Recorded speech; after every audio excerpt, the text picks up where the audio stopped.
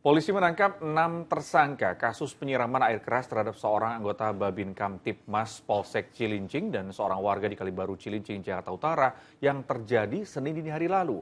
Sementara kondisi kedua korban hingga Rabu petang masih dirawat intensif di RSUD Koja, Jakarta Utara.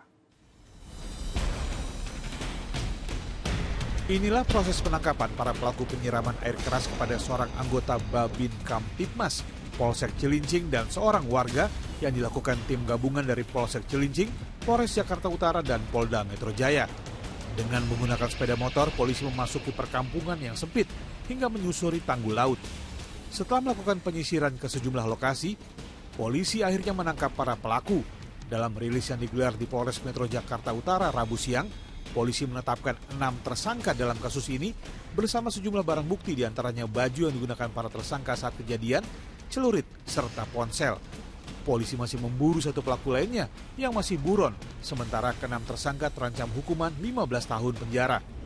Kelompok pelaku hendak melakukan tawuran, kemudian tidak terima untuk dibubarkan, sehingga melakukan penyerangan kepada anggota kami, yaitu Aibda Ibrahim. Dari hasil pengembangan, keterangan para tersangka yang sudah kita tetapkan 6 orang ini, maka ada satu tersangka yang masih belum berhasil diamankan, yaitu tersangka DM.